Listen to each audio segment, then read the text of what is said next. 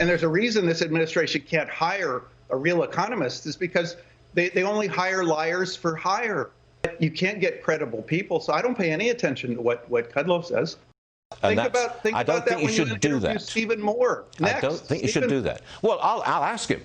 Paul Romer says you're a liar. Okay? A liar for hire. I found that astonishing. The gentleman on the right-hand side of the screen is the accused, Larry Kudlow himself. Larry, I thought that was most unfortunate, and I'm very sorry it appeared on my show, but I'd like you to respond, please. Oh, heck.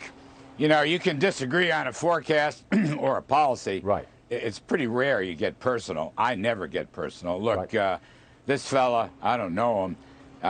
He's a Nobel Prize winner. He is the son of a former Democrat governor of Colorado, and he's the former World Bank chief economist. Well, I mean, it's not real-world stuff.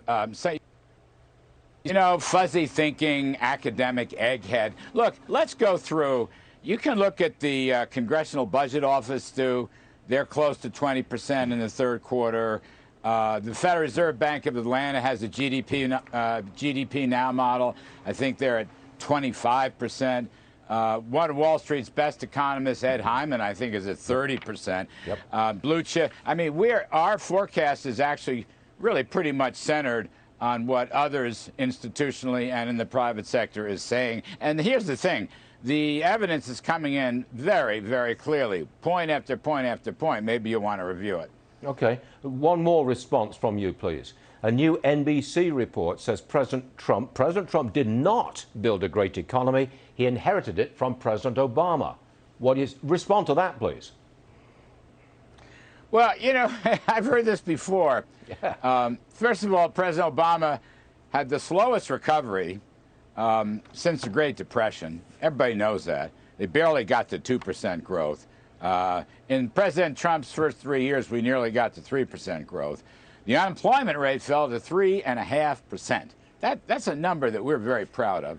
Yep. The tax cuts worked. Large and small business tax cuts, individual tax cuts. The economy was booming. You could go across the board. African Americans, Asians, Hispanics, women, lowest unemployment rates in history. Just on the eve of the pandemic, I mean, this is tragic, really. We were running in January and February of this year at 3% or better. I mean, President Trump, who rewards success, who cut taxes and regulations and rejuvenated energy and cut good, tough trade deals to help our exporters across the country, he reinvigorated this economy. Everybody knows that. That's why his high marks in polling continue to go on. That argument by the other team, frankly, has just gotten silly. Now, President Trump at the RNC last night made a bold prediction. He was talking about a super V. Not quite sure what a super V looks like, but you were saying earlier you want to present the evidence of a very strong comeback for the economy. Present it, please.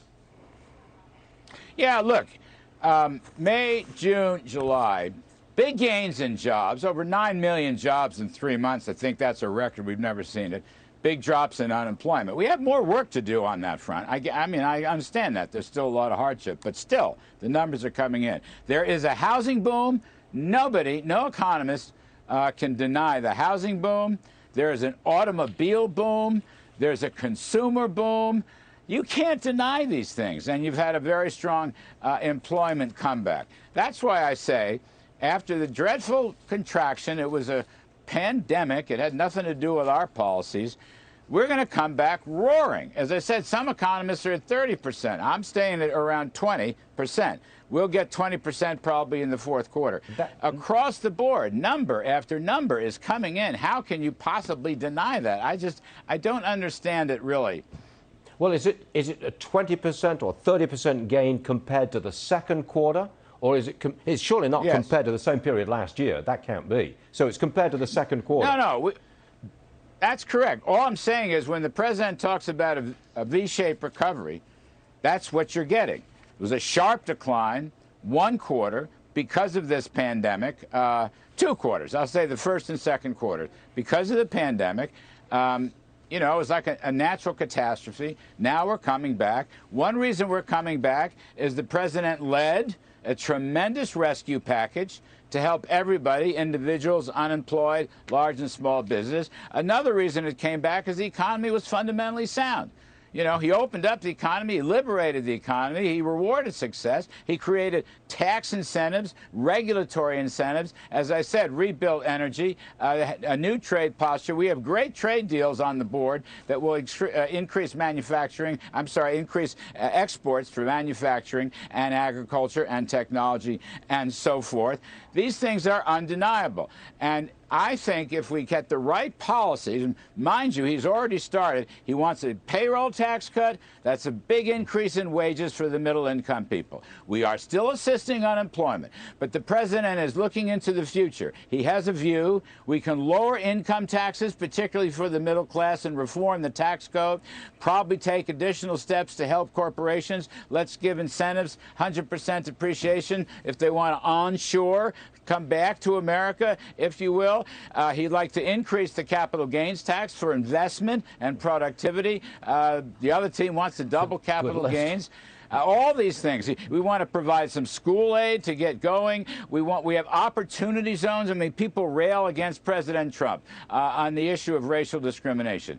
Look, there are bad apples out there, there's no question, but look what he's doing. Opportunity zones. I think there are 9,000 of them to employ investment in distressed areas. Why doesn't somebody give him credit for that? These are optimistic, growth-oriented policy. This is prosperity. This is economic health.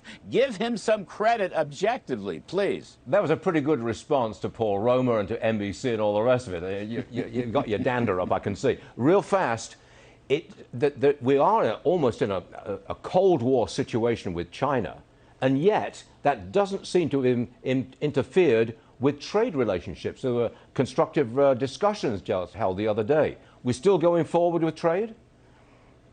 Yes, that is the case. Obviously, we have lots of complaints in other channels with China. Won't go through them all here, but plenty of complaints. But on trade, Ambassador Lighthizer, Secretary Mnuchin met with China's top man, Liu He.